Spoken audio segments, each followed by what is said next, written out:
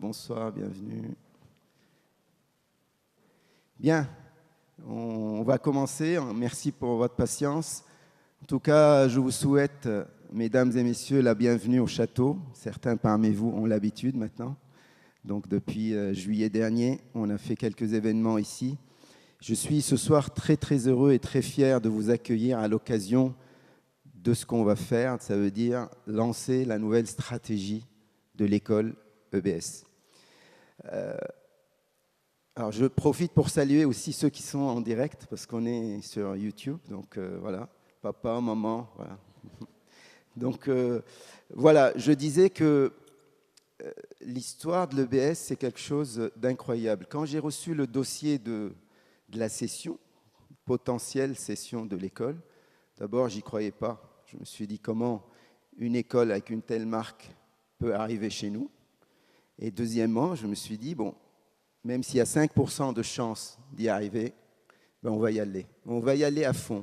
Donc avec les équipes et avec des équipes externes qui nous ont aidés, on y a cru et on a bien fait, en fait, parce que ce dossier était bien compliqué, des négociations rudes avec le groupe Omnes que certains parmi vous connaissent bien, des négos avec les banquiers, et ils sont là ce soir, je les salue, je les remercie de leur présence, des négos avec les parties prenantes, parce qu'il fallait aussi faire adhérer à ce projet ceux en première ligne, donc les collaborateurs, les étudiants, il fallait convaincre aussi, rassurer. En tout cas, une fois qu'on a fait le tour du dossier, on s'est dit, on va quand même y aller. Mais quand vous faites ça, vous avez toujours une petite voix en arrière-plan, quel que soit votre côté positif et votre détermination, qui vous dit, bon, t'emballe pas trop, c'est peut-être pas pour toi cette fois-ci, parce qu'encore une fois, une marque comme ça, tout le monde n'a pas la chance de traiter au moins le dossier. Donc on a eu raison. Et donc c'est là où je me dis aujourd'hui, une des valeurs de groupe, et la plus importante, c'est oser ses rêves. Je pense qu'il n'y a pas plus significatif et plus de preuves que celle-ci, s'il en fallait, à savoir quand on ose rêver grand, il n'y a pas de raison, avec une équipe bien motivée, qui vous soutient, qui vous supporte et qui vous amène là où vous voulez, on peut y arriver. Donc, oser ses rêves, voilà, vous avez un rêve qui a osé devant vous ce soir, et il est très, très heureux de l'être, et pour vous amener avec lui sur cette nouvelle stratégie tant attendue. Alors, quand on réalise un rêve comme ça, on se sent quelque part un peu obligé. Obligé et quelque part redevable pour ceux qui ont précédé ce rêve. Parce qu'évidemment, l'EBS, c'est 1967. Et ce soir, je tenais absolument à rendre hommage à Philippe Guillaume. Philippe Guillaume qui a fondé et présidé l'EBS en 1967. C'était quand même quelqu'un de très visionnaire. Il a inventé le principe des échanges internationaux. Avant, c'était en Europe. Il a inventé l'idée de l'entreprise au sein de l'école. Il a inventé, c'était un novateur. Donc l'EBS, au démarrage, c'était un échange entre l'EBS Paris et l'EBS Allemagne. Et donc les premiers étudiants qui ont pu faire leurs études de part et d'autre en Europe, de la frontière, on n'était pas très loin de 1945. Il a fallu oser, il l'a fait. Et il a fallu 20 ans au système Erasmus pour récupérer l'idée et pour mettre en place le système d'échange que vous connaissez tous entre tous les pays européens. Donc franchement, bravo. J'aimerais bien qu'on applaudisse, même si, voilà.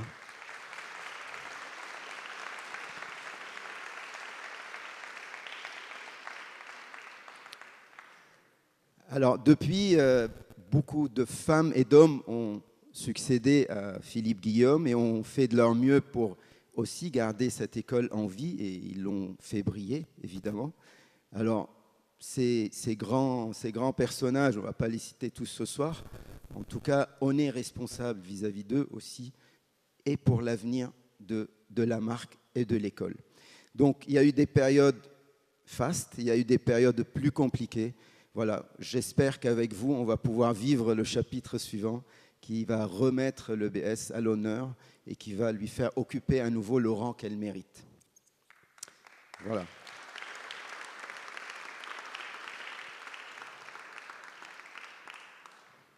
Alors, ce soir, donc, je suis là pour déployer devant vous la stratégie de l'école. Mais qui dit stratégie dit une période un petit peu douloureuse. En tout cas, ça n'était pas facile pour moi. Le 1er juillet 2022, je suis arrivé avec les clés de l'EBS. Donc, j'ai commencé par des entretiens individuels avec tous les collaborateurs pour comprendre ce qui se passait, pour prendre des avis, pour prendre aussi des conseils et pour écouter le passé que je ne maîtrisais pas. Et à partir de ce jour-là, il s'est passé j'ai vécu une période vraiment très complexe parce qu'il a fallu à la fois amener et fédérer les équipes, mais sans pouvoir leur dire où on va. C'est toujours très compliqué de ne pas avoir la vision claire, la mission qu'on définit d'une façon claire pour pouvoir convaincre les équipes à vous suivre. Donc, comme la mission et la vision étaient en pleine construction, il a fallu à la fois venir régler les problèmes du quotidien, parce que l'école continuait à tourner, avec des soucis, comme toute école, et tout en travaillant en parallèle sur l'avenir. Donc franchement, c'est un jeu d'équilibriste d'une complexité que je n'ai jamais vécue, parce que quand on crée une entreprise, on part à zéro. Quand on en rachète une autre, il n'y a pas l'actif type étudiant, fonctionnement qui est très complexe à gérer tout en construisant l'avenir.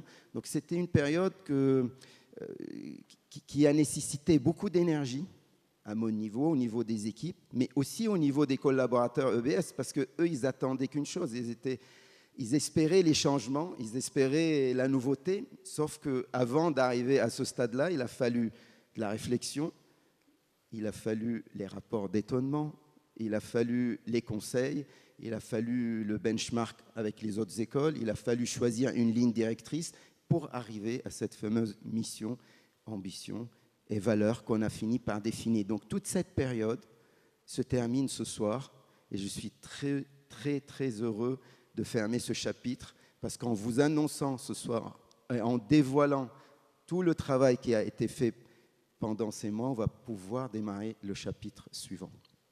Donc ce soir, nous allons, le sommaire de la soirée, pouvoir découvrir la mission et les valeurs de l'EBS, l'identité visuelle qui en découle, le futur nouveau campus parisien. Donc, pour ceux qui étaient impatients, là aussi, il a fallu le trouver, comme il a fallu trouver le directeur général avant la rentrée de septembre, il a fallu trouver le campus avant la rentrée d'après. Trouver un immeuble RP à Paris, ce n'est pas si facile que ça. Et on va pouvoir aussi découvrir le premier campus européen d'EBS, donc celui de Barcelone, avant de vous présenter officiellement le nouveau directeur général et qui lui présentera le nouveau PGE qui va animer les futures années et évidemment les autres produits et offres que l'EBS mettra sur le marché. Alors nous commençons par la mission, c'est très simple. Nous avons été dans le passé de l'EBS pour se dire qu'est-ce qui a distingué de l'EBS des autres écoles de commerce.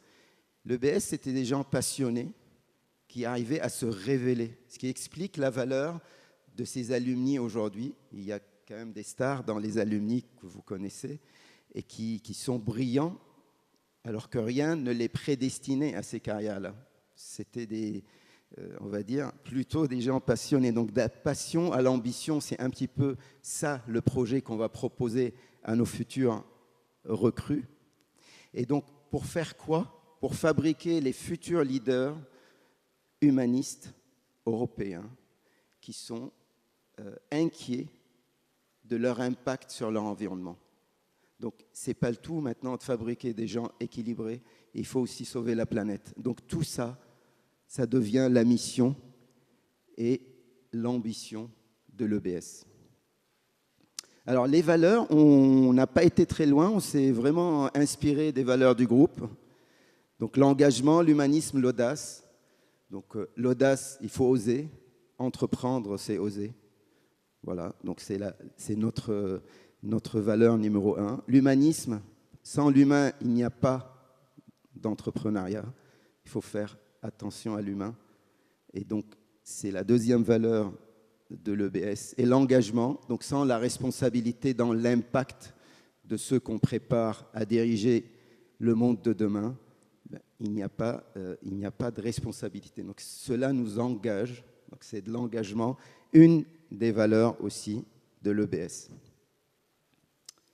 Alors, une fois qu'on a dit tout ça, il a fallu réfléchir à l'identité visuelle, parce que vous savez que l'identité visuelle, pour les spécialistes, ça découle de cette fameuse vision, mission, ambition.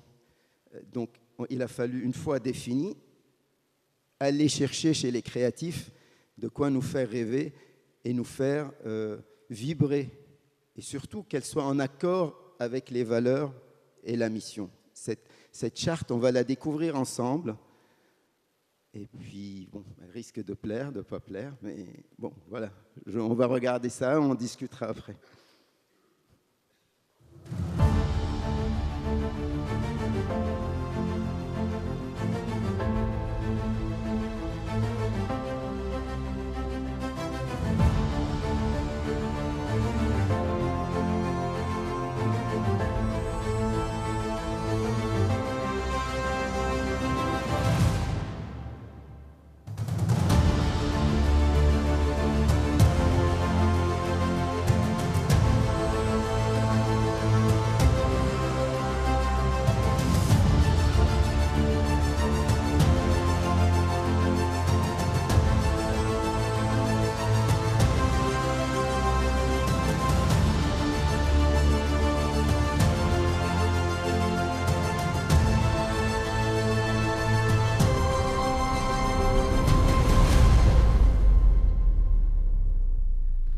Voilà. Voilà la nouvelle signature de l'EBS. Donc, on a celle que j'ai héritée en arrivant et celle que les équipes ont réussi à me proposer quelques mois après. Donc, vous l'avez deviné, les couleurs de l'Europe sont là, le bleu, le jaune. Donc, ça va être notre ligne de mire. C'est la feuille de route qu'on s'est fixée. C'est l'Europe et ses valeurs. Le bleu européen, alors quand vous remarquez, on est parti de lettres bien droites, bien majuscules, un peu seules, pour arriver à des lettres minuscules. On a mis en avant un peu plus d'humilité peut-être. Des lettres jamais seules, autonomes, mais toujours liées à la lettre suivante. Elle va pouvoir s'appuyer l'une sur l'autre en cas de difficulté, comme une famille peut le faire. Donc c'est un peu les valeurs que nous allons défendre et qui sont dans la mission et dans les valeurs que nous avons évoquées tout à l'heure. Donc le bleu de l'Europe, les lettres plutôt modestement représentées, les rondeurs. J'y tiens beaucoup aux rondeurs parce que dans les rondeurs, il y a un côté maternel. Et on a tous envie d'avoir ce côté maternel quand on se sent bien, quand on se sent moins bien, justement. Et dans ce côté-là, dans une école, on a besoin aussi de ce côté-là. Donc on n'a pas que des notes et des accréditations, il y a des humains qui parfois ont besoin de ce côté, cet aspect familial. Et la chance que nous avons, qui peut être représentée comme une faiblesse aujourd'hui par certains, c'est-à-dire la taille de l'école, deviendra un jour sa force. Ça veut dire une agilité, une famille, une attention, une bienveillance plutôt familiale qu'industrielle. Donc voilà pour ce qu'on va déployer dès demain sur tous les supports de communication. Donc à partir de demain à 10h du matin, le site internet basculera. Et je pense que sur YouTube, déjà, le logo a dû basculer. Donc vous allez avoir la première page, on va avoir quelques pages qui vont passer un petit peu de ce que vous allez voir sur le nouveau site.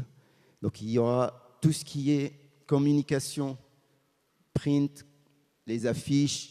On a déjà quelques phrases choc qui vont être utilisées. Les réseaux sociaux vont pouvoir pousser tout ce qui a été préparé par l'agence Com, qui est présente ce soir pour filmer l'événement.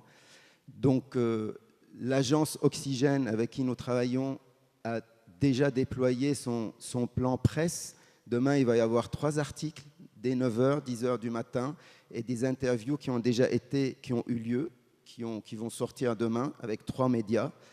Challenge, l'étudiant et je ne sais plus, News Tank. Et donc, il va y avoir d'autres interviews. Le tout, c'est d'occuper le terrain. Là, il va falloir l'occuper parce que pourquoi ce timing? Pourquoi le 18 avril? Dans 10 jours, on a les oraux Sésame. Il va falloir occuper le terrain au maximum, rendre les oraux au sein de l'EBS des oraux d'espoir d'un futur incroyable pour des étudiants qui hésitent entre 2, 3, 4 grandes écoles. Donc on va les faire rêver et on va tenir nos promesses.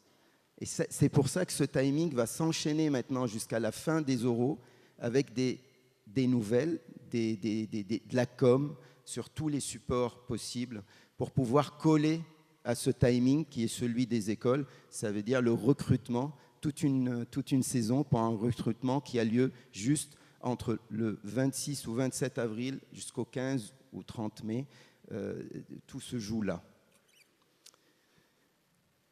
Donc, maintenant que la nouvelle signature visuelle est affichée, on va passer au nouveau campus. Toute famille a besoin d'une maison. Là où nous sommes actuellement, ce n'est pas la nôtre. On nous l'a loué chèrement pour le moment. On a hâte de nous barrer. Donc, dans le deal qu'on a fait avec le groupe Omnes, nous avions 2 ans pour quitter les lieux. Et vous savez comment ils sont, 2 ans, c'est 2 ans. Donc, l'angoisse que j'avais depuis le 1er juillet, c'est de trouver quelque chose qui correspond à ce que je voulais ou ce qu'on voulait faire de cette école, sans être dans l'urgence d'un bâtiment qui viendrait, je dirais, casser la dynamique. C'est-à-dire que c'est compliqué parce que trouver 3000 m² sur Paris avec une catégorie ERP, un établissement recevant du public de 3e catégorie disponible à l'achat, parce que, encore une fois, quand vous êtes dans une entreprise familiale, on ne loue pas, on achète. On travaille le long terme. Donc, c'est du patrimonial. Donc, on est là pour des décennies. Donc, ce n'était pas évident. Et on a beaucoup visité. Ça a démarré même bien avant la signature avec Omnes, parce que j'ai démarré 3 mois avant. Je remercie Jean-Marc Le Prado pour son accompagnement, donc c'était notre intermédiaire, jusqu'à arriver à ce bâtiment. Donc j'avais deux conditions. Alors, d'abord, le RP, évidemment, inconditionnel. Deuxièmement, je voulais que la valeur sport re-rentre à l'école par les associations et par la proximité d'un site sportif. Et je m'inquiétais pour le logement des étudiants et surtout les étudiants internationaux à qui on va réouvrir l'EBS. Donc ces 3 conditions devaient être réunies et je pense qu'on a trouvé le bon lieu. Je vous laisse regarder.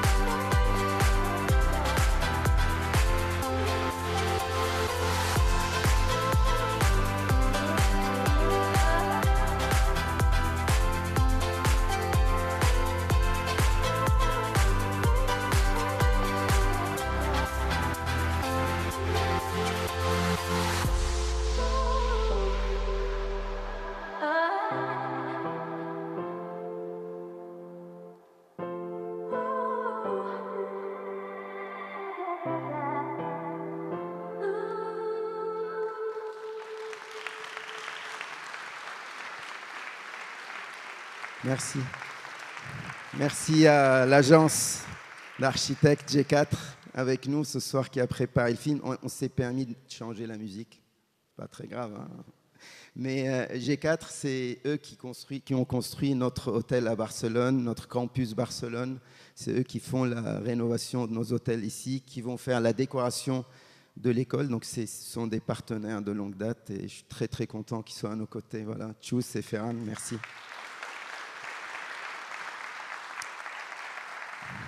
Alors, on va peut-être décrire un petit peu cet immeuble. Donc, comme je le disais tout à l'heure, vous êtes au bord du stade Charletti. Donc, l'immeuble tel que vous l'avez vu, c'est l'ancien immeuble. Je crois que c'était un éditeur, je crois Elitis ou quelque chose comme ça, qui était là-dedans. Et le promoteur qui a repris ces 11 000 mètres carrés les a retapés. Donc, ça va être tout neuf. Ils ont gardé que les dalles et les poteaux pour refaire tout le reste. Donc, ils sont en cours de travaux actuellement. Et nous, on a pris un bloc, le premier, qui est collé au comité olympique français, parce que la rue s'appelle l'avenue Pierre de Coubertin.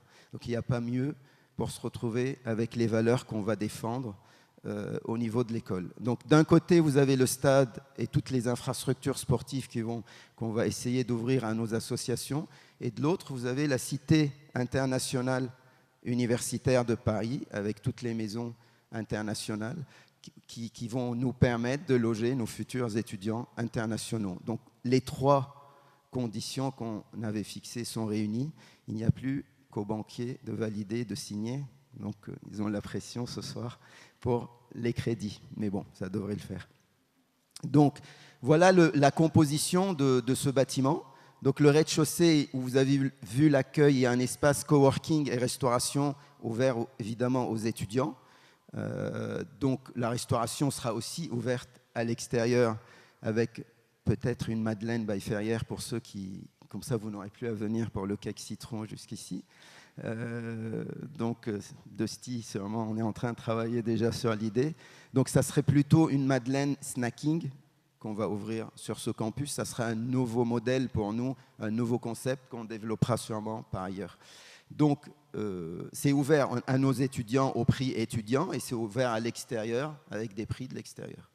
Après, au premier étage, nous avons l'amphi. Donc, Anne, vous n'aurez plus à supplier Omnes pour l'amphi actuel. Vous aurez le vôtre. 150 personnes avec des salles, ce qu'on appelle les activités interactives. J'aimerais bien qu'il y ait un peu de digital et de projection. On est en train de réfléchir là-dessus pour de la pédagogie autrement. Les 3 autres étages, 2, 3 et 4, sont les salles de classe. Donc il y a à peu près une vingtaine de salles de classe, aussi avec quelques cloisons mobiles pour varier les choses et pour s'adapter aux besoins. Et puis le dernier niveau, c'est le bureau de l'administration. Voilà, donc qui a une vue directe sur la Tour Eiffel d'ailleurs. On est un peu plus loin de la Tour Eiffel, mais elle est directe en vue de ces bureaux-là. Donc, je suis vraiment très, très heureux de faire aboutir ce dossier parce que finalement, vous ne pouvez pas parler de mission, de valeur, vous ne pouvez pas parler non plus, je dirais, de promesses, d'expérience étudiant si vous n'allez pas jusqu'au bout de cette promesse. Je pense qu'il faut vraiment que le bâtiment, que la maison soit à la hauteur des promesses qu'on fait aux futurs recrues et prospects. Donc voilà pour l'immeuble. Alors je ne sais pas si j'ai oublié quelque chose. Oui, la valeur de l'investissement, c'est entre 35 et 40 millions d'euros. Donc ça dépendra un peu de la déco de Ferran. Hein. Vas-y mollo quand même. Donc, alors comme vous avez pu l'apercevoir, l'idée de l'Europe est devenue une idée presque fixe. Et ça a été aussi porté quelque part par le nouveau directeur que je vous présenterai dans quelques secondes, quelques minutes. Donc, partant de ce principe, là aussi, un parcours européen, ce n'est pas juste un slogan, c'est aussi des campus européens. Voilà. J'aime bien l'idée du parcours européen. Il y a les échanges, évidemment, et on a de très, très beaux échanges à l'international chez nous, en Europe et dans le monde. Mais tant que vous n'avez pas vos propres campus, vous ne maîtrisez pas ni votre parcours académique, ni votre système pédagogique. Donc le premier de ces campus, qui a été livré AGA Éducation il y a 2 mois ou 3 mois en arrière, ou un peu plus maintenant, 4-5 mois, donc sera celui de Barcelone. Donc, parce que le hasard a voulu que cette idée avait percé pour nos autres écoles bien avant l'arrivée de l'EBS et la livraison de cet immeuble coïncide avec notre idée de l'Europe. Donc je vais vous laisser découvrir le nouveau campus. Lui, pour le coup, ce n'est pas des images de synthèse, ce sont des vraies images parce qu'il existe vraiment.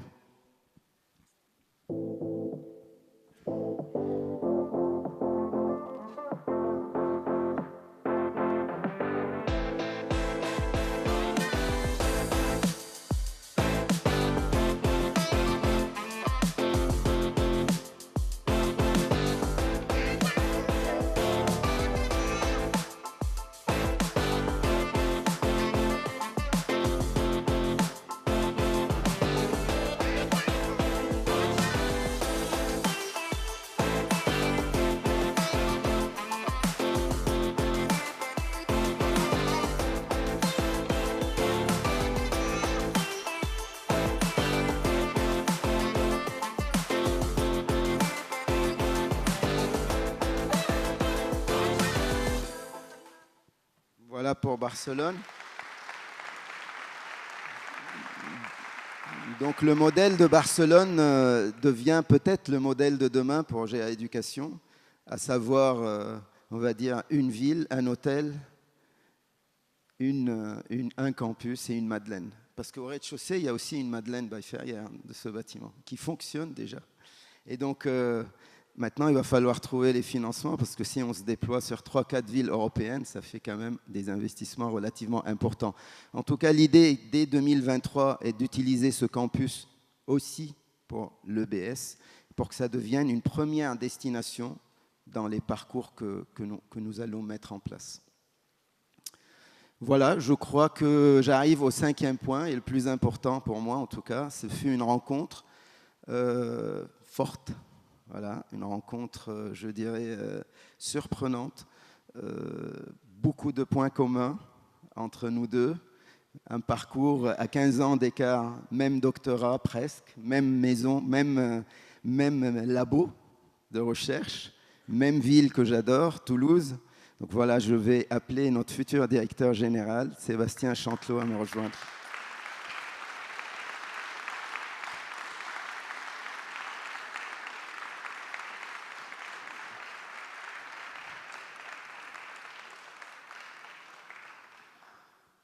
Un micro pour Sébastien, s'il vous plaît. Donc Sébastien, bonsoir, merci. Bonsoir. Juste en quelques mots d'abord le parcours, et après je vous laisse prendre votre envol avec les explications sur le PGE et le reste. Bonsoir à toutes, bonsoir à tous, en vos différents titres et qualités, comme ça je n'oublie personne. Je suis absolument ravi d'être parmi et devant vous. Un parcours essentiellement marqué par l'enseignement supérieur, dont je suis passionné. Ça fait un petit peu plus de 20 ans que j'évolue dans ce domaine, avec un tiers de ce temps passé à l'université, un doctorat, un post-doctorat sur les questions d'innovation, sur les questions d'économie urbaine, sur les questions de capital humain, beaucoup d'enseignement, beaucoup de recherche, et puis les 2 tiers ensuite dans des grandes écoles de management en France, même si j'ai eu l'opportunité d'enseigner un petit peu partout dans le monde, de faire de la recherche également. Et depuis 7 ans, je dirige des grandes écoles de management, donc une première expérience et 2 expériences qui étaient extrêmement différentes, avec une première direction qui consistait à redresser une école, la réaccréditer au niveau national, international, lui refaire gagner des parts d'audience, des parts sur ses marchés, et puis viabiliser son modèle économique, avec du cost-killing, mais avec beaucoup de développement, ce qui fut fait. Et puis une deuxième expérience complètement différente, une dynamique d'hypercroissance. On a doublé avec les équipes, les effectifs étudiants, on a eu la reconnaissance ultime dans notre milieu, c'est la triple accréditation internationale. On a développé 3 nouveaux campus. Bref, 4 années absolument folles. Et puis à l'issue de cette expérience, je cherchais un projet différent, nouveau, qui puisse métaboliser aussi tous les grands challenges contemporains qui s'offrent à nous, dans des domaines différents. Quelque chose vraiment d'être beaucoup plus agile. Et parmi ces projets, il y en a un qui est ressorti, le projet d'EBS, en 3 temps là aussi, hein. La découverte d'EBS, qui est une école que je connaissais de nom, mais que finalement je ne connaissais pas. Cet ADN qu'on vous a présenté, à la fin des années 60, c'était extrêmement novateur. C'était extrêmement pionnier. Et quand on le regarde maintenant, c'est extrêmement actuel. Il faut juste rajouter quelques considérations, mais les fondamentaux sont essentiels, les fondamentaux sont là. Et EBS est une superbe marque. Donc rencontre avec EBS, rencontre avec notre président fondateur, avec Khalil Kater, même vision. On a échangé sur notre vision du monde, en tout cas le monde dans lequel on aimerait vivre, sur nos convictions, sur l'enseignement supérieur et sur le rôle d'une entreprise d'éducation, d'une école, pour compter, pour contribuer notamment à rendre ce monde plus positif. Et puis le projet, ce projet qui est en cours d'écriture, qui d'ores et déjà très intimement lié à son projet pédagogique que nous allons vous présenter ce soir.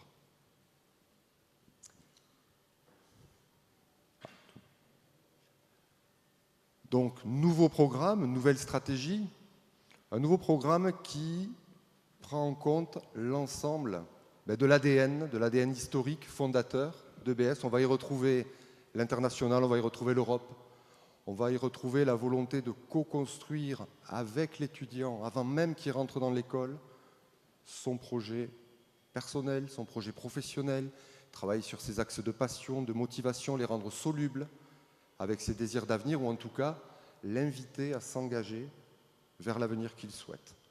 Les fondamentaux sont là et c'est tout le propre de la stratégie que nous voulons développer, asseoir les fondamentaux. EBS est une grande école et elle entend le rester. Nous allons donc renouveler notre habilitation à délivrer le grade de master. EBS est une école internationale qui est reconnue par les accréditations internationales. Nous allons renouveler ces accréditations. Nous ne nous interdisons pas d'aller en chercher de nouvelles si elles servent à notre développement. Mais les fondamentaux sont tous ici, en termes d'épanouissement de l'étudiant, en termes d'international, en termes de pédagogie active, en termes aussi, et ça c'est un peu plus provocateur, de remise en question de la chaîne de valeur de l'enseignement.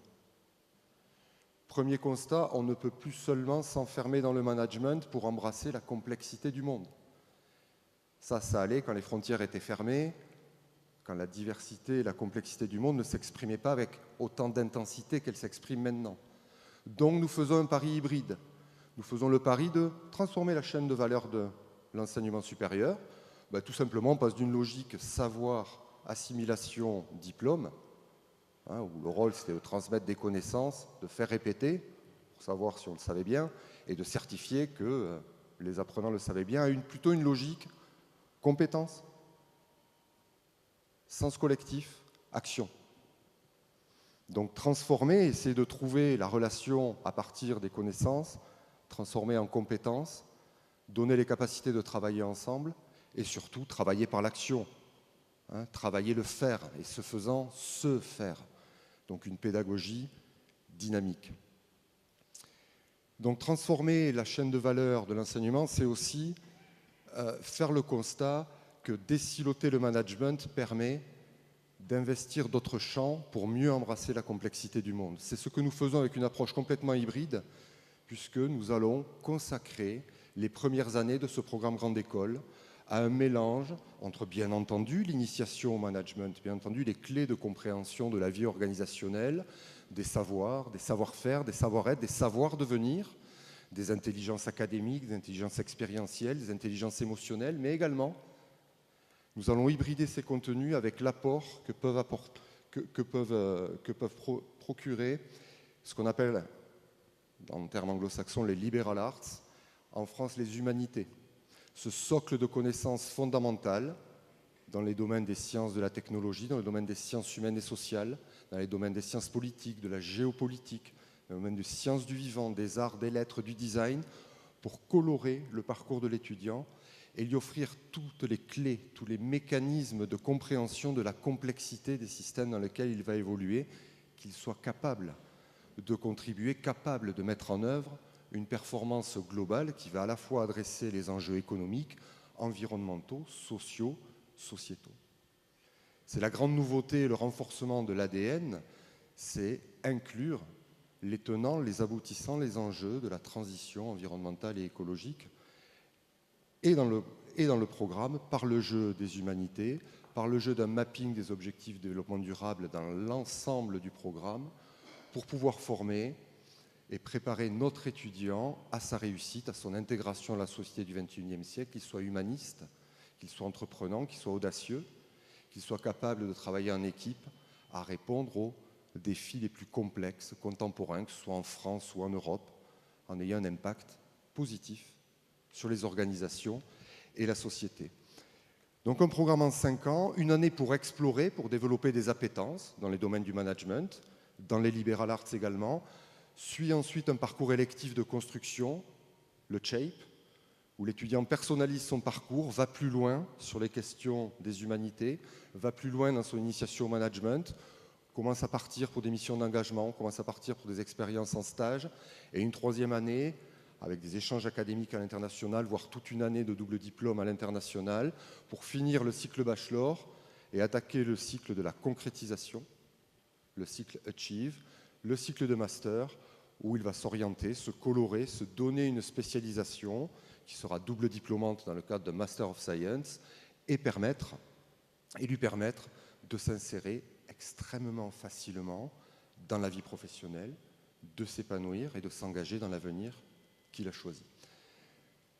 Voilà les contours de ce nouveau programme qui va en appeler d'autres, puisque dès la rentrée 2024, nous allons étoffer le portefeuille des formations, la création d'un bachelor, d'un programme plus court, plus rapidement professionnalisant, la création également d'une gamme de Master of Science en dernière année du programme Grande École, mais également complètement autonome pour permettre à des étudiants internationaux de nous rejoindre au niveau master, à nos étudiants d'avoir un double diplôme qui atteste de leur spécialisation.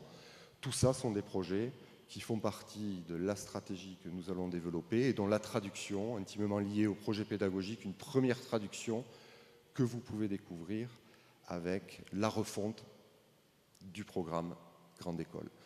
Ce que nous voulons proposer, tout simplement, et vous m'entendrez très souvent dire ça, c'est un voyage.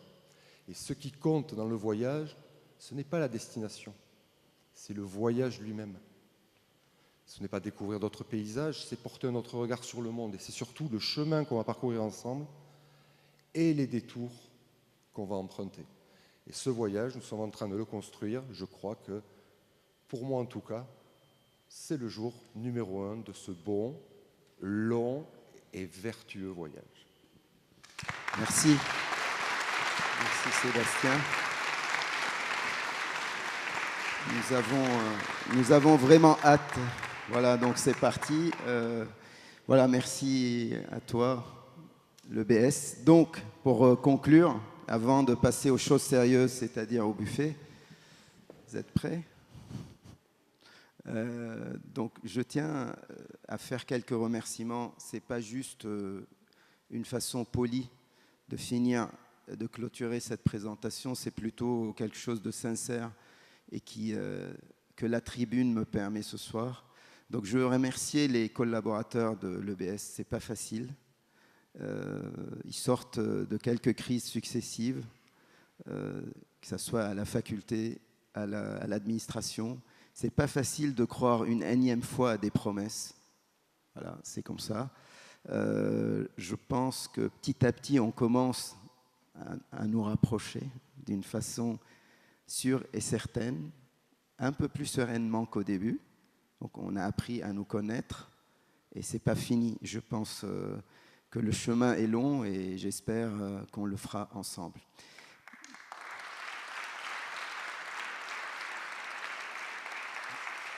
Merci aux étudiants. Les étudiants, alors on a les ambassadeurs ce soir, une partie des ambassadeurs, il me semble, qui depuis le premier jour y ont cru et qui ont manifesté leur volonté de défendre la marque. Ils n'étaient pas obligés de faire confiance. Voilà. Il y a un peu de folie dans la jeunesse, peut-être pas autant que la mienne quand j'ai repris l'école, mais il y a quand même, on a un point commun, c'est cette folie, à dire on va y arriver. De toute façon, on a la chance de tenter. On va tenter cette chance. Ils étaient là dès les premiers jours. Ils sont de plus en plus là. On compte sur vous pendant les Euros pour ceux qui seront là, parce que ça va se jouer aussi pendant cette période cruciale, au moins pour cette année. Donc bravo et merci à vous. Et puis voilà, longue vie à l'EBS.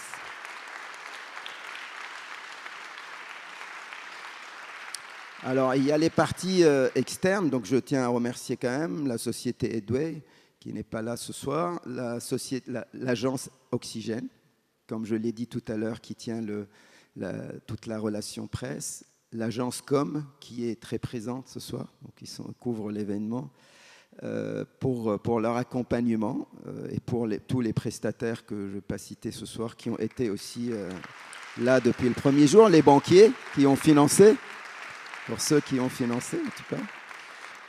Voilà. Et puis les conseils, pardon, les avocats, sans qui, voilà, Gwenaël et Franck, merci à vous pour cette magnifique opération.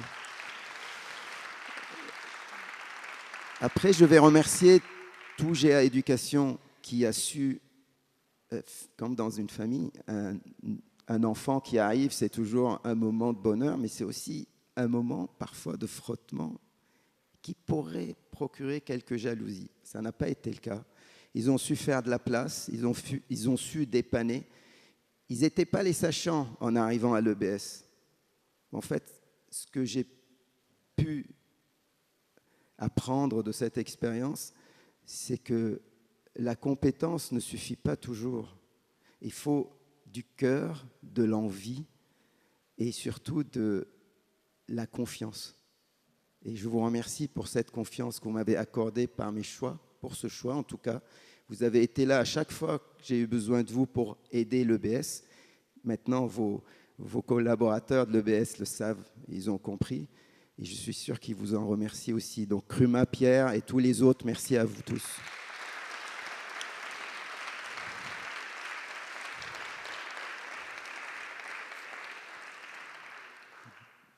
Alors, un merci spécial pour l'équipe admission et communication. C'était pas facile en arrivant, elle a un peu explosé l'équipe, on a dû la rassembler et la travailler très vite parce que c'est quand même le cœur du système quand on veut relancer la machine. Donc Patty, Natacha, merci. Jean-Marie et Inès, un grand merci. Alors c'est la preuve que être très compétent ne suffit pas. Il faut apprendre aussi, mais avoir un grand cœur, une telle générosité. Quand je leur ai demandé de s'installer dans cette équipe, sans pour autant avoir fait ça, ils n'ont à aucun moment hésité. Alors certains vont dire, oui, Inès, c'est ta fille. Oui, c'est vrai. Mais en général, c'est plus difficile quand c'est votre fille, parce qu'elle vous tient tête, ce qui n'est pas le cas de vos collaborateurs en général. Mais elle ne l'a pas fait. Et ils ont été tous les deux, ils ont pris le flambeau, ils ont appris, ils ont eu l'humilité d'apprendre à côté des spécialistes, que je remercie, qui ont montré le chemin. Et aujourd'hui, jour après jour, ça rentre, ça performe. Alors, je ne sais pas ce que donneront les résultats cette année, mais à la limite, on s'en fout. Ça sera le prix de l'apprentissage et on va briller les années à venir. Et merci à vous deux, vraiment.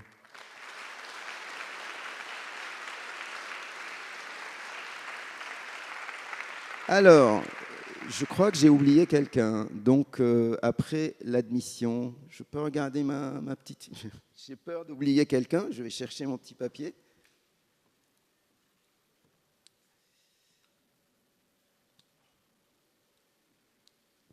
Heureusement que j'ai regardé le papier.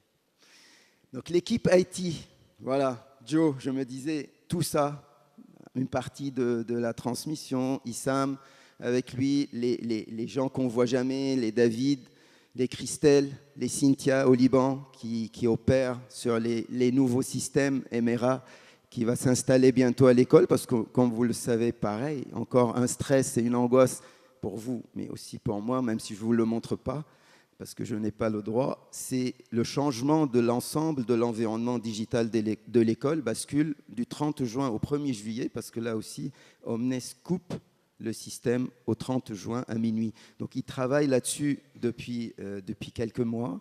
Et merci à eux pour tout ce travail fourni.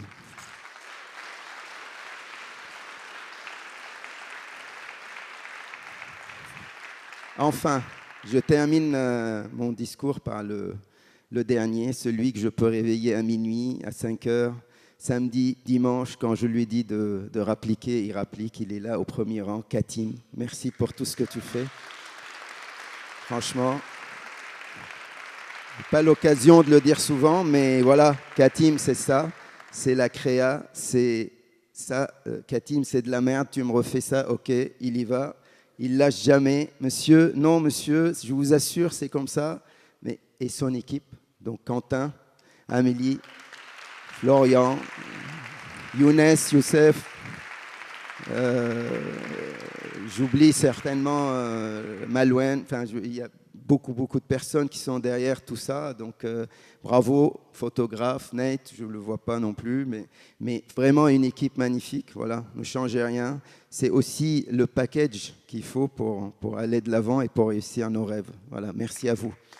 Voilà, je crois que j'ai fait le tour.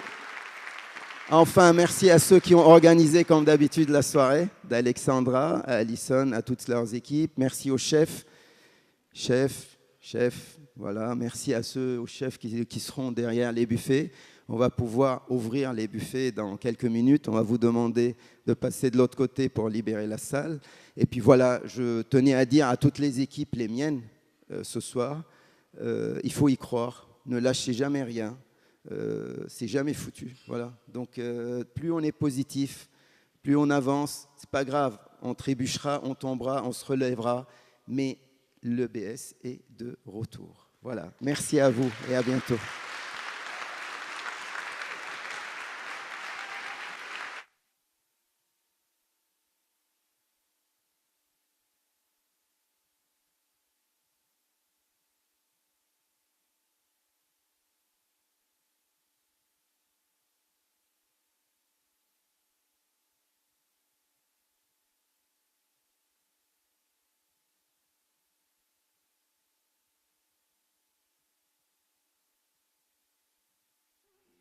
Why should my